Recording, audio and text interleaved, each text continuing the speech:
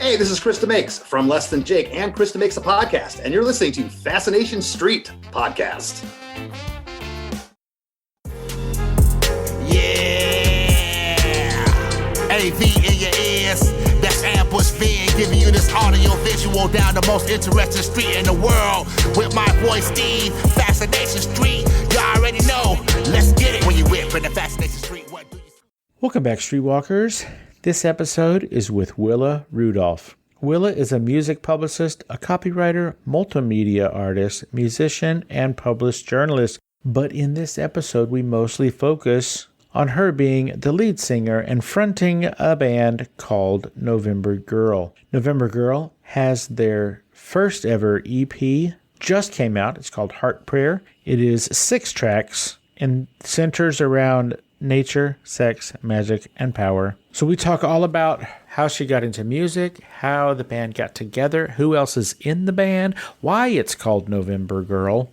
And then we talk about some of the shows that they have played. Willa has put together, it has happened twice, so let's call it an annual event called the Great American Mud Wrestling Show, which sounds kind of cool because it's a concert, but in between each band is mud wrestling. You know, like when the band is tearing down their stuff and the other band is setting up their stuff. Well, everybody, the audience, they don't have to watch that. They get to go check out mud wrestling. Weird, but cool. So we talk about that, and we talk about some of the things that helped Willa gain the confidence to put herself out there and make this album and become a rock star. Willa has her favorite track off this new album. I have my favorite track off this new album. And spoiler alert, one of those favorite tracks gets played. I'm not going to tell you which one because you'll have to listen. Again, first ever November Girl EP. It's called Heart Prayer. And this is my conversation with the lead singer of November Girl, Willa Rudolph. Prepare to be fascinated. Prepare to be fascinated. Prepare to be fascinated. Welcome to Fascination Street Podcast. Willa Rudolph, how you doing today? I'm doing very well. How are you? I cannot complain. It's been a pretty good day, I have to admit. I have to second that. You do have to second that. Get after it. Go ahead. Second it. I second that. Oh, cool. Rad. Ladies and gentlemen, this is Willa Rudolph. She is many things. She is a music publicist, a copywriter, multimedia artist, musician, and a published journalist, but she is also the lead singer of this kick-ass band called November Girl. We're going to get to some of those things, maybe all of those things, but first, Willa, what I like to do is I like to start from the beginning. It helps us understand how the guests got from where they were to where they are. So where were you born and raised? Where'd you grow up? I grew up in Los Angeles, California, in the Valley. I am a Valley girl, but I lived in New York till I was about 7. Born in LA, moved to New York as a baby, moved back to LA for first grade, grew up in LA. Why? Because my parents are born and bred New Yorkers and they missed it. And then once they were here, they missed California and all their friends that they had made as adults were there. Plus my mom is in the movie business and her job needed her out there. Sure. Are your parents still married to each other? They are. Whoa, how rare. Wow. Yeah, do you know how I lucky think you are? I feel quite lucky. I feel lucky because they do have a very beautiful relationship that I admire quite a lot. So I feel especially lucky. That's cool. They must, if they're still together. What does your dad do? He is in the restaurant/food biz. He is a trained chef and he part-owned restaurants, developed some, he would get hired by them and help them open the restaurant, hire the whole staff, develop the menu. He's a food guy. So is there any restaurants that I might have heard of that he has developed? Maybe if you're familiar with LA, but one I could say that he worked with for a long time is Dominic's that was on Beverly Boulevard. It was popping in the early 2000s. And I remember I was in elementary school and I found out Lindsay Lohan had gone to his restaurant and there was paparazzi pictures of her leaving the restaurant and everything. And I just freaked out. It was so cool. It was at the height of tabloid time. Sure, tabloid Lohan. Yes. And you said your mom is in the movie business? In what regard? What does she do? She's a producer of animated film. Oh, cool. Yes. Anything that we might know of? Yes. So many come to mind. It's hard to pick just one. Well, what's your favorite? My favorites are actually probably the live action ones she has produced. She worked on Holes, Bridge to Terabithia, Narnia. She worked at DreamWorks for a long time. Okay, cool. Yeah, How did they meet? at a party in LA. Enough said. Ow. Ow. So your dad's in food, your mom's in the industry. I guess you're kind of in the industry, but you're sort of like parallel to the movie biz. Yeah. You're in the music biz. What made you decide to not do the Hollywood thing or the food thing? I just never wanted to do either. I knew that if I wanted to be following in one of my parents' footsteps, it would be nepotism and it would be easier, quote unquote. But I've always been obsessed with music. I just wanted to be a singer and a rock star forever. And my family is very musical. Like, I think it's very much in my blood, and there was always music playing or being played live for me all the time growing up. What was being played live for you? Who in your family plays music? My mom is an amazing guitarist, and so is my uncle, and everybody sings. And my cousin plays sax really well. We would often jam after a family dinner party. Wow, the whole family. Yeah, I'm a writer too, and songwriting is just an amazing way for me to express myself because I love to sing, I love to make music, I love to write. I just love everything about it. It was really the only thing keeping me from doing it earlier was maybe fear of, like, God knows what, putting myself out there or failing, whatever failing even means. But I ended up being a music publicist because I was writing, didn't know how to make money doing that, ended up in PR, ended up realizing I needed to do music PR if I was going to be in PR. Okay, so hold on. Let's go back for a second. So you were writing and not making any money. What does that mean? You're writing for magazines or online publications or? Online publication. What were you writing about?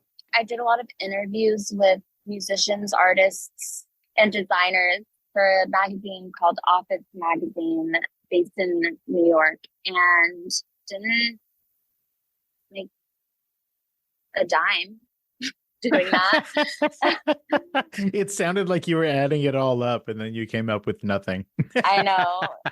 I hesitated because I'm like, should I put them on blast by saying this? But it was a great experience, and I kind of just wasn't sure if I wanted to become an editor or debated going into advertising.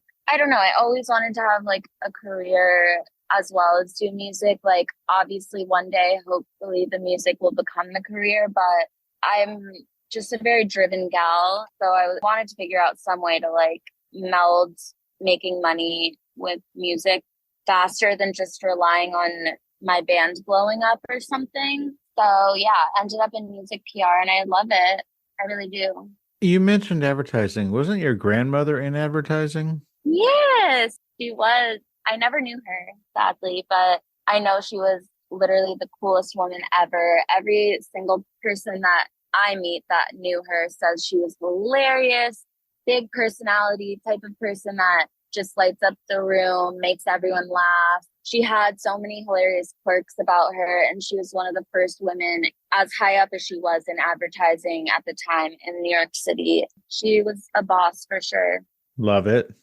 Capital B, capital O, and 2 capital S's. 100%. What was her name? Betty. What took you to New York?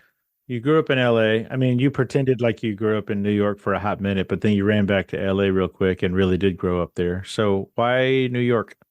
I felt very cruelly torn away from New York when we moved back to LA. I didn't want to leave. Hold on. You remember how you felt when you got torn away before first grade? Oh, yeah. I remember as early as like 3 years old. Obviously not super well, but I definitely have memories from that age. I think emotions are probably the easiest part to remember. That makes sense. I didn't want to go. And then I just pretty much kept friends in New York always, would visit them throughout school, middle school, high school.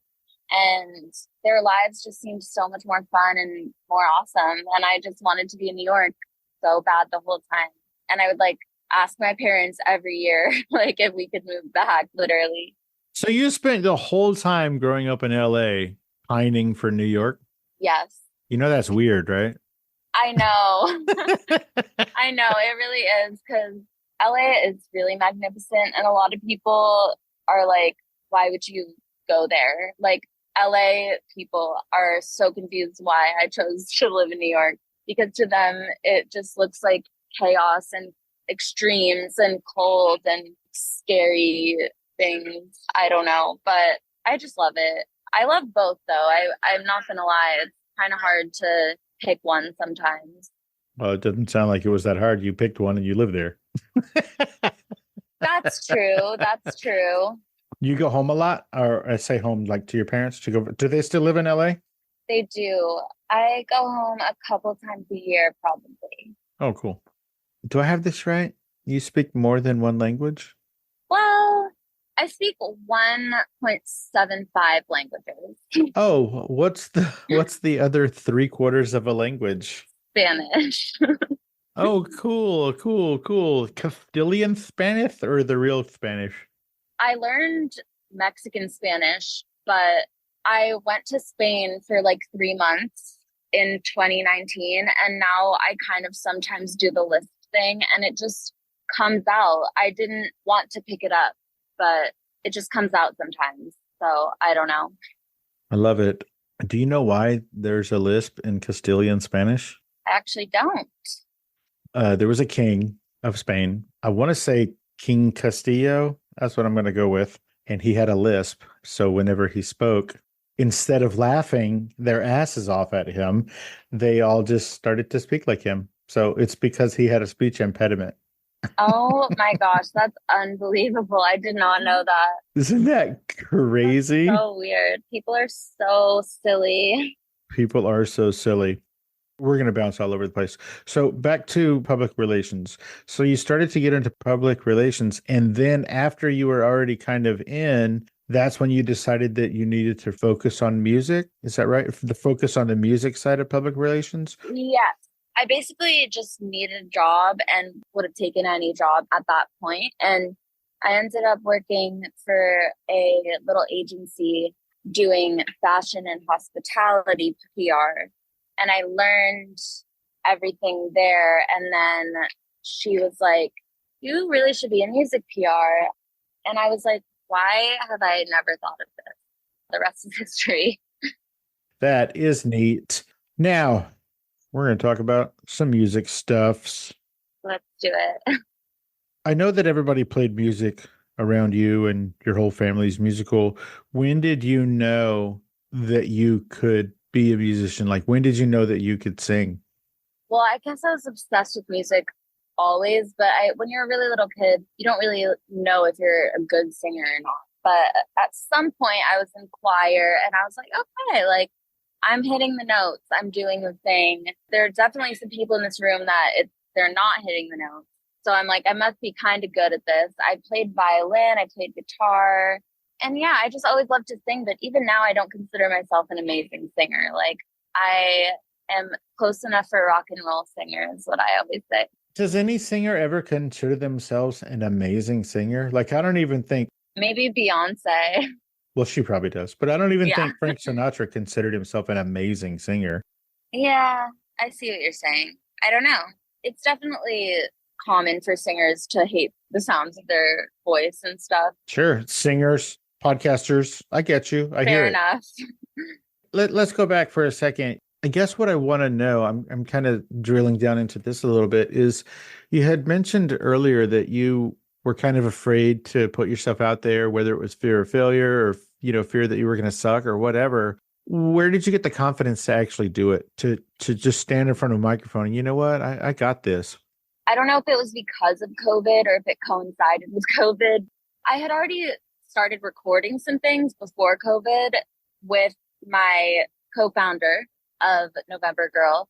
I knew I wanted to put myself out there, but I just wasn't ready. And then during COVID, him and I made like 10 songs or something and put it out as an album under November Girl. It was just us two. Then I moved back to New York and I literally just posted on my Instagram, like, I'm just going to start a band. Does anyone want to join? And the two first people that joined are still my bandmates, the November Girl. So that's how you found your bandmates, is you just put out an Instagram post that said, hey, musicians wanted? Yeah, they were both friends of friends, essentially, who I had hung out with at parties and stuff, but wasn't super close to either of them. But it just like worked out. I don't know. I was kind of shocked because I envisioned myself having to try out a bunch of people, but I just couldn't take it anymore is actually what happened. Like, I was afraid and I just couldn't take not doing it anymore. Like, it was killing me, essentially.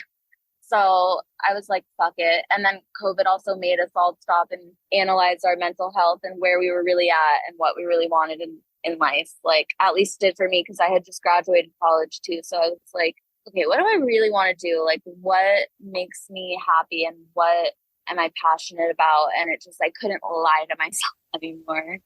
Where did you graduate from? Bard in the Hudson Valley. Check you out. Hey, Streetwalkers, here's a word from our sponsors. This episode is sponsored by Murray River Salt USA, Australia's only naturally pink salt. What makes Murray River salt so good? Murray River salt is sourced from the Murray-Darling Basin in Australia and is prized for its unique flavor, its delicate texture, its high mineral content, and it's kosher certified. Awarded for superior taste by the International Taste Institute. It's highly sought after by chefs and food enthusiasts alike. Naturally different, with 2/3 less sodium per teaspoon, no dextrose, no chemicals, no pesticides, and Murray River's high mineral content not only enhances the flavor but also contributes to its health benefits. And it contains a range of trace minerals like magnesium, calcium, and potassium. This pristine saline water source has been trapped underground for thousands of years and has not been exposed to the elements until it is pumped up for salt production, where the brine is solar evaporated and crystallizes over the summer months. Murray River salt comes in a variety of options, from pouches to canisters, boxes, and even gift sets for that chef or foodie in your life. Finally, Australia's only naturally pink salt is available here in the United States. For 10% off your order, go to murrayriversaltusa.com and use the code FSP10 at checkout. Again, that's 10% off your whole order at murrayriversaltusa.com with the promo code FSP10. And remember, it's perfect for any dish, so sprinkle it on your food as a finishing salt for a hydrating boost of electrolytes, throw it in some water, and it's great for margaritas too. Everything tastes better with Murray River salt. Let's get back into it. We're talking about your music and November Girl. Yes. Is November Girl your first band? Yes, my very first. It is also my drummer's first, but bassist and guitar have been in other bands. Okay, who are the members of November Girl? The guitarist / composer of most of everything is Billy. He started it with me. And then Dylan is bass and Phil is drums. So do I have this right that you are the only female in this band? You do have that right. Okay, so what's that like? So usually when there's a girl band, it's either all girls or mostly girls, but you're just right out there in front. You're the face, you're the female face of a whole band of not females. How did that work? Just happened? It just happened. I didn't have any specific desires in terms of what gender people were going to be in my band. It kind of just happened that way. But It definitely is hard to be the only girl, I'm not gonna lie, especially because I'm such a girly girl and I never had a lot of guy friends. And sometimes I'm just like worried about being naggy or whatever, because I also do all the admin of the band and Sure. it's a little hard sometimes. But honestly, I love it. It's like a new energy for me, if that makes sense. Did you say a new energy? Yes. I will say that your apartment affords way better acoustics than the hallway. I'm so glad to hear that. And I'm sorry to be out of breath and all that. No, that's okay. It's all good. Now, have you guys played a lot of shows? Have you played any shows? I know you've played some shows. You played the mud wrestling thing, right? Yeah, we've played a lot of shows, I would say. We've actually been playing together for 3 years now. So we've done a lot of shows. In the music scene, do you feel like other bands give you guys kind of a raised eyebrow? They're like, what? One girl in the band and the rest is dudes? Or does that not even come into play with anybody else? Am I just being a crazy person? No, I honestly don't think it's really a factor for consumers of the band or even just people in the scene. Like, I have 2 really good friends that are also only girl lead singers of their bands. So, Oh, rad. and honestly, like, I will text them when I feel crazy and they get how I feel, which is awesome. Give me one of those examples. In what context would you text one of your female fronted fellow musicians and be like, oh my gosh, blah, blah, blah. Am I right? Like what? I'll tell you. I think the way I would explain it is that, like, I'm thinking of one friend in particular. Like, her and I are just feral about getting things done and like taking our music as far as it can go. And just, we are working on it all the time. We're thinking about it all the time. Like, it means everything to us. And it's just like, sometimes I think that can make you lose your head a little bit. And I need to know if I'm rushing something or to this or to that, or is this a proper reaction, or I don't know. You know, like, there's different opinions in bands and different perceptions of things. I don't know. There's just certain times where I've been like, is this too many shows to make everyone do in this period of time, or why do I feel crazy right now? And she'll just understand because she is in the same boat as me. And just honestly, like, corralling guys is just very different. Like, they don't necessarily speak the same language sometimes as I do, as like stupid as that sounds, because it's kind of like what did they say, like, men are from Pluto or women from Venus or whatever. I don't know what this phrase is. What I'm saying is so cliche, I know that, but I'm not one of the guys. Like, I've never been one of the guys. So sometimes I'm just I feel intense and I don't want to like be too intense, if that makes sense. It does make sense. Boys and girls are different.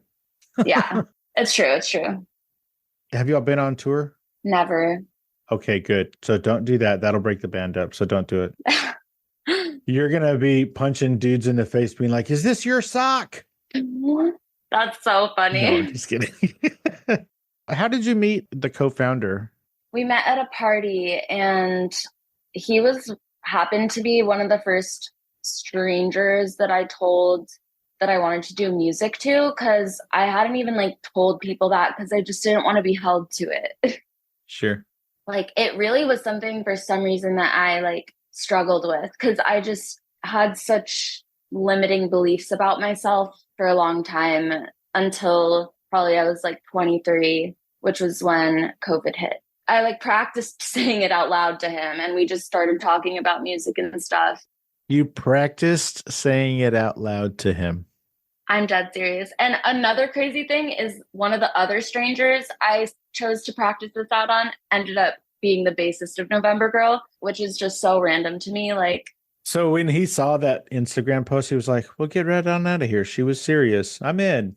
yeah. And me and Billy had put out we had put out music like that just the 2 of us made together. It's not on Spotify anymore. 2 of the songs are still on Spotify, but everything else is only on SoundCloud.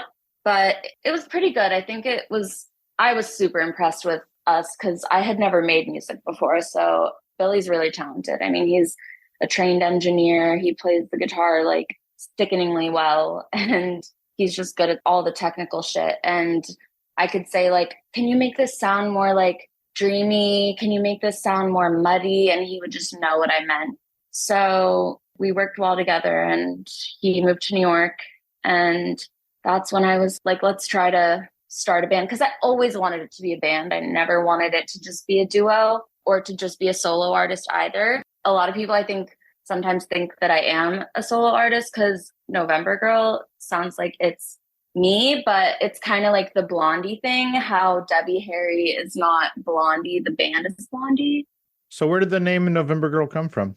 It came from a photo book that actually I never knew like who made it or where it came from, because I saw it my freshman year of college at someone's house, and it had a photo series in it that was very moody and dark and sexy called November Girl. It was just these really sensual, soft, hazy, but dark portraits of this woman. And it was called November Girl. And it had little quotes about the November Girl is this and she's that. And I was also born in November. I'm a Scorpio. And I was like just loving this photo series so much. And I literally said to myself, I'm going to name my band that one day. Like, that is such a cool name. And since then, I know who took the photos. It was someone named Sam Haskins. Oh, Sam's been on my show. You're lying. I am lying. Please go ahead. Oh, okay. I'm too gullible for that. That's really what it came from. And now it kind of has taken on its own meaning to me. Like, but it definitely, I think, is a type of girl is how I see it. What did the rest of the band say when you said, hey, guess what the band is called? It's called Not Dudes. They didn't care. They dig it. They were like, whatever. We joke that like they're November boys or whatever. It's like stupid because Billy was also born in November. So it kind of just worked out that way. But yeah, they don't care at all. It was kind of always the name, and they were just down. They don't want to be like the center of attention really. So they're happy for me to be more of the face, but I don't always want to be the only face. Sure, I got you. Here's what I'm thinking. I'm thinking t-shirts. These are the t-shirts. The three dudes, they all wear a different shirt. One says no, one says Vim, and one says Burr. And then your shirt just says girl. That's really not a bad idea. I actually like that. Yeah, that's what we're doing. That's what we're going to do for the next show. No, Vim, Burr, girl. That's what we're doing. I love it. I love it. Me too. Is that you on the cover of the new EP? By the way, ladies and gentlemen, we've talked about it a little, but November Girl's first ever EP is called Heart Prayer, and it is out right now. It is 6 tracks and centers around nature, sex, magic, and power. Is it you on the cover? That's me on the cover, yes. I have a question. Go ahead. What are the tattoos on your knees? I can't see it close enough in the album cover. They're spirally roses with leaves on either side, and they're symmetrical on both knees. Okay, cool. Yeah. Trying to blow it up. I was like, I can't. What is that? I don't. So cool. It's not like the most high-res image. Sure. It was taken on like a old Canon PowerShot, like one of those cameras that's big. Oh, okay. Those tiny little cameras. Yeah. Like the size of a credit card almost. Exactly. It's good to know that they still sell cameras like that in the vintage stores in New York. Where did you even get a camera like that? I ordered it online, and I think I got it on eBay. Did you order it online from 1985? No, it was, but maybe. I mean, who knows? That's cool. I love it. It's fun to carry around with me. I take it kind of everywhere. To every like event I go to, I always take it with me just in case.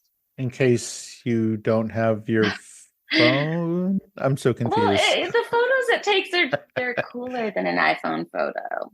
They are cooler. I'm just messing with you. No, I know.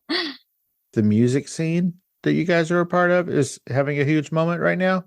Yes. What's the scene? The scene. Well, I would say it's a scene among many in New York City, but I just am part of a little community of a bunch of bands, a bunch of show goers as well, that we just all like to play together, go to each other's shows. There's different pockets and corners and branches, and it's just I think that rock bands are having a huge moment in New York City. Like there's so many, there's a million, it feels like, and there's new ones all the time. And it's just, I think there's just not enough like cool bands on the high level of famous musicians and stuff. It's like most of the bands are older and the dudes in them are older as well. I love all their music. Obviously, that's like what we're all inspired by, but it's cool that there's so many young people in bands. I love to see it.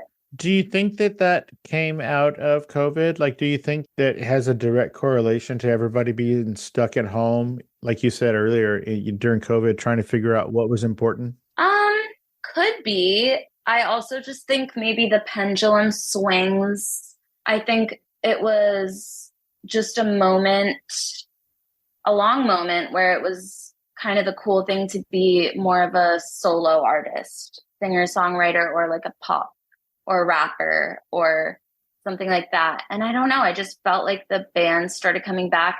Weirdly, I felt like emo stuff and like punk was coming back a lot in the beginning of COVID. And then now I feel like this whole indie sleaze, I don't know if you are privy to it, but it's like a sort of comeback around of like the Strokes era, the Yeah Yeahs era, like Tumblr 2007 era music.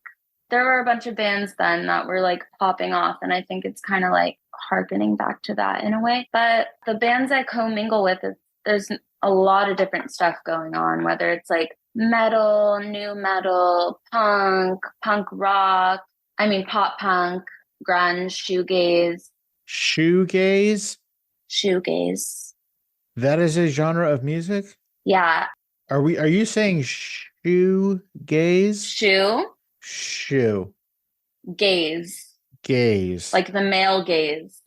I believe it's called that because you gaze at your shoes when you listen to it, I think. And it's very washy. It's not very articulate. My Bloody Valentine is shoegaze. Oh, okay. Why didn't you say that? Well, I just did. Oh, well, thank you for saying that. That makes more sense. Okay, cool. Yeah. Thank you for clarifying that for me. Yeah, no, of course. Hey, Streetwalkers, here's a word from our sponsors. Introducing Loom Stupid, where fashion meets quirkiness. Whether you're looking for statement tees that spark conversations or funky pieces that add whimsy to your outfit, Loom Stupid has got you covered. Join the fashion revolution and express your unique style with Loom Stupid.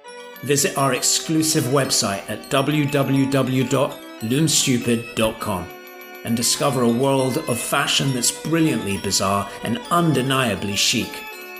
New designs are being added all the time. Loomstupid.com.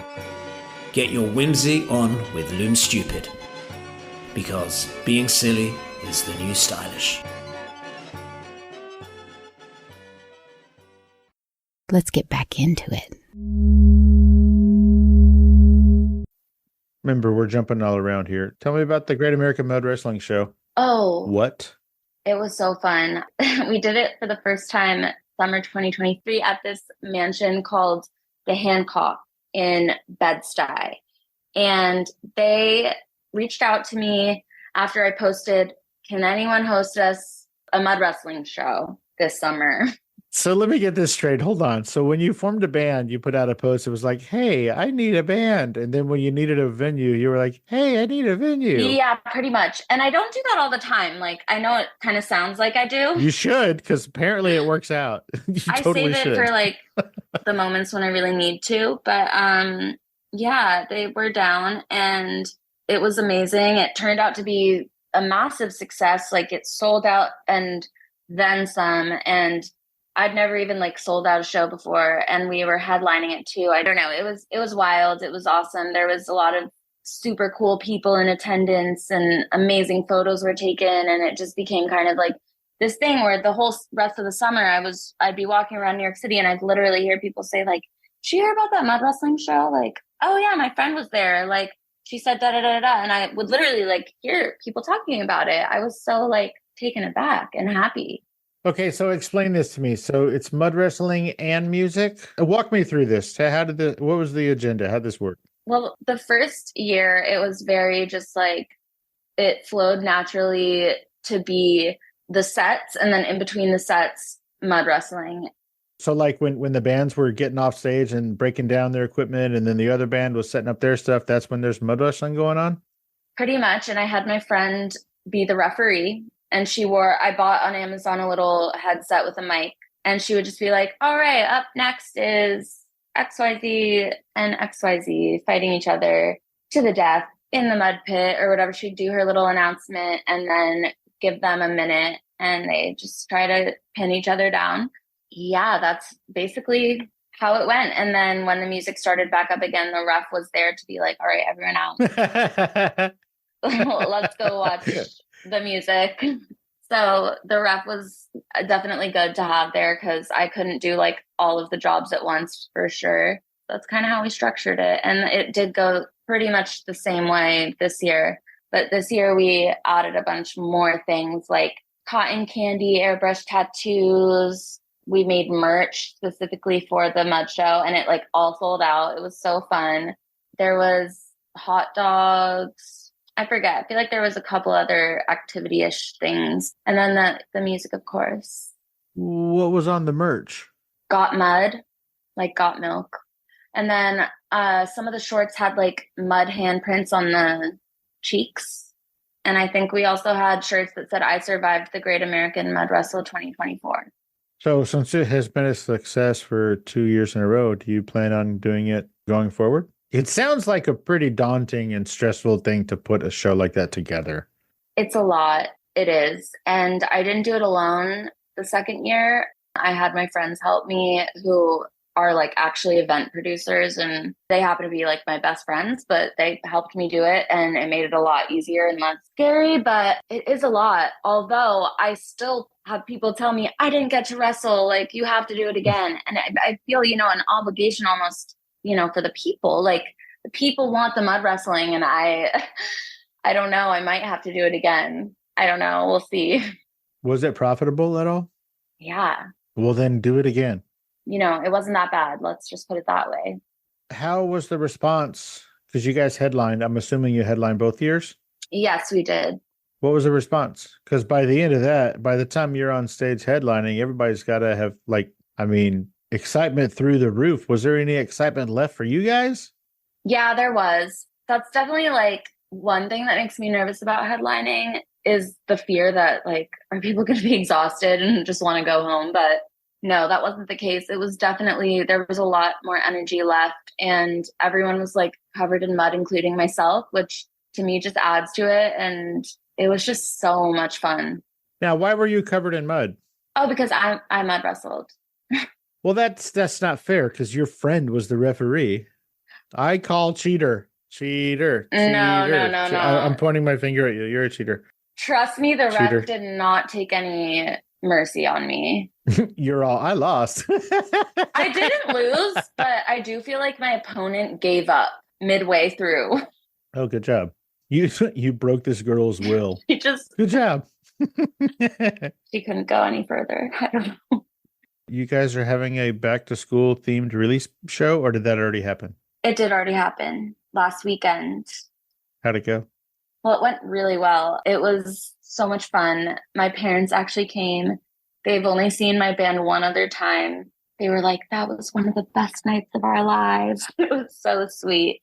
And a sprinkler went off while we were playing our like second song, and someone like was dancing in it, and there's all these crazy photos, and they let us finish our set. They plugged up the leaking sprinkler, but it was like just very exciting, and everyone was just there to support us because of the EP release, and everyone knew it was, a big deal for us because we've only ever put out singles prior to that, and we worked really hard on it. So it was really nice. Again, ladies and gentlemen, this new EP that we are talking about is called Heart Prayer. It is a 6-song EP. Now, I have heard all 6 of these songs. I have a favorite. Do you have a favorite? I have a current favorite. I like when you said that, current favorite. I asked this other artist, put out, I don't know, 12 albums. And I was like, do you have a favorite song? He was like, Right Now. I was like, all right, cool. So what is your right now favorite? Clover. Why? I don't know. Like, I feel like the lyrics are really accurately depicting what I wanted them to depict, this emotion that I wanted to portray, which sometimes you feel like the words are almost perfect, but it's just hard to put an emotion to words. You know, you have to be extremely creative in how you portray an emotion because they're difficult to put into words anyway. I don't know. I like that about it. I like the rhythmicness of the lyrics and the guitar. I like the pace of it. It's kind of fast moving. I just think it's cute. Also, we just made a music video to it. I made it with my sister, who's a photographer and videographer. So that was really fun. And I guess it's just been stuck in my head a lot because of that. Do you write all the lyrics? Yes. The lyrics is all you? Lyrics is all me, yes. I read somewhere that the lyrics poetically grapple with relationships, loneliness, and anger. It's true. What are you angry about? Why are you angry? I don't even know. Like in relationships, I feel like I get angry about feeling maybe misunderstood. I think that's the thing that angers me the most. But I try to channel my anger into the music. And I think I get angry at myself too, a lot. I'm not like a super angry person, but I definitely have a little bit of feistiness and some fire in me. Well, you knew I was going to ask you at some point, so here it goes. Let's go. Can I play one of your songs? Yes, you may. Would you like to introduce it like you're a radio DJ? Welcome to Fascination Street. We are about to bump through your airwaves, a song called Spiders by November Girl. So buckle up and enjoy the ride. I love that. That's fantastic. I felt so put on the spot. Oh, good. You should have. Because you were.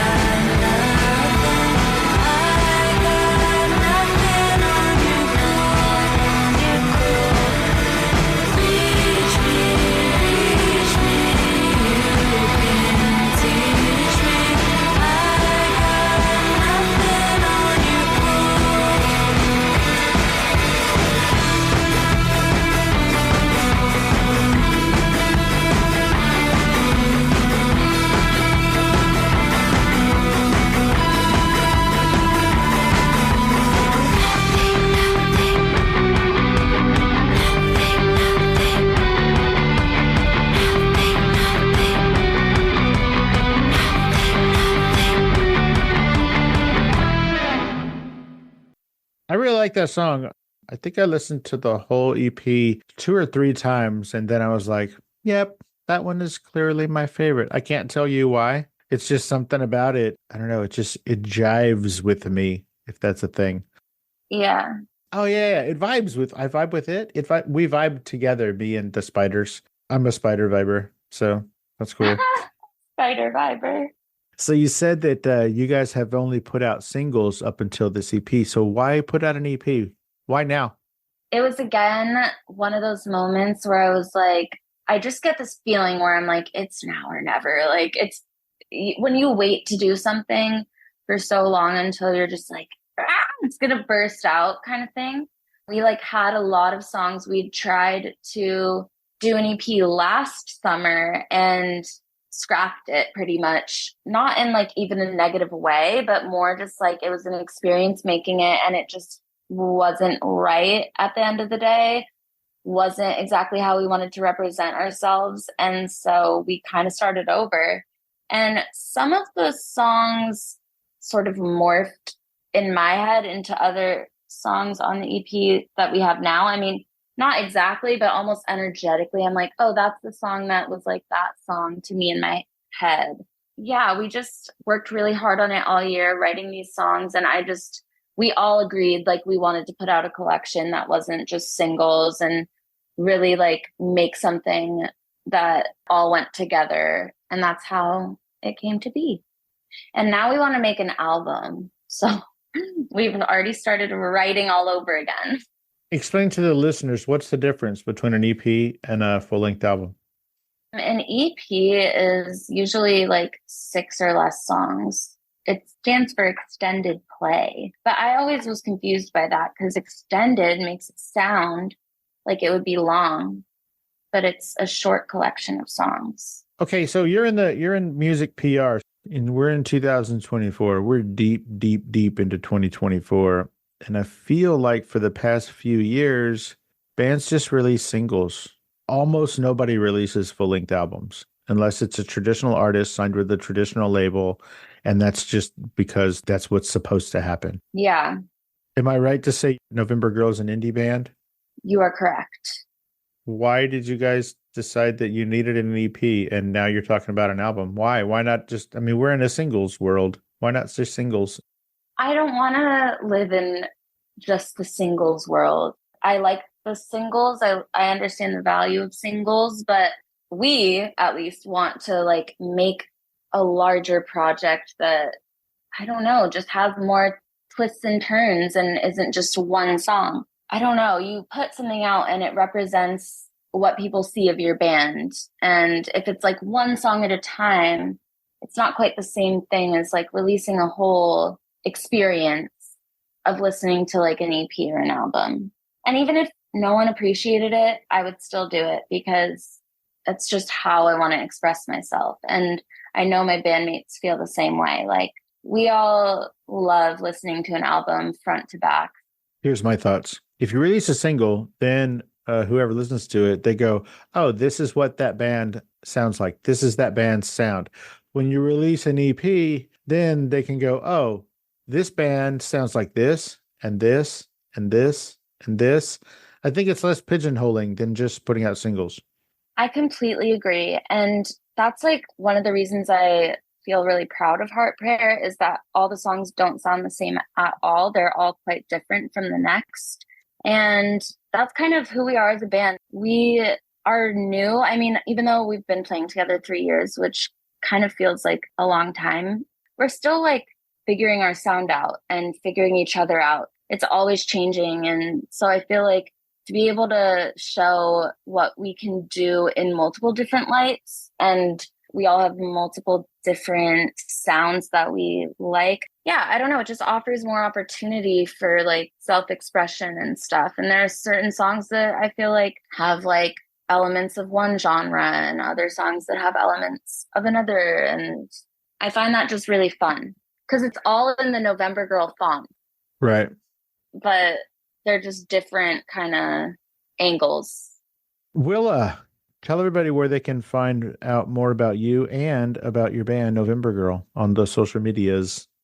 You can find November Girl at November Girl with 3 underscores. Where are the underscores? At the end. So Okay. November Girl ____. That is Instagram. And on that page, there's a link to our link tree, which has everything else you might want to see, including our YouTube, where we have a bunch of awesome music videos and some cool footage of our live shows, our TikTok, which is basically just my TikTok that I sometimes post our music on. Oh, and we have a website. You'll find it all on the Instagram now. Okay. And what about you personally? Where can people find out more about Willa Rudolph? Probably Instagram too, at WillaBeck72. WILLABECK 72. Cool. Well, as we're heading out, is there anything I didn't ask you or we didn't talk about that you specifically wanted to talk about today? Like, did we cover the big bits? Obviously, we want everybody to go check out your brand new EP, Heart Prayer. Yes, please. 6 tracks. Everybody who listens will have their own favorite. And that's the beauty of music. That is the beauty of music. Anything that we didn't talk about? No, I think we got all the bases. Nice. All right, cool. Well, Willa Rudolph, the face of those 3 dudes that standing behind you, all wearing different t-shirts that say November. Oh, so when you do your full-length album, that's going to be the album art. If we actually ever do that, I will Don't definitely... you dare say if. How dare you? It has to happen. You totally have to do this album. And when you do, come back on and we'll talk more about it. Okay, sounds good. But until then, thank you so much for taking the time out of your busy day and your hectic songwriting, singing, and mud wrestling schedule to hang out and let us get to know you a little bit better on Fascination Street. I really appreciate it. Thank you for having me. That was so fun. 100% my pleasure. And you have a great rest of your week. You too. Thank you so much. Bye. Bye.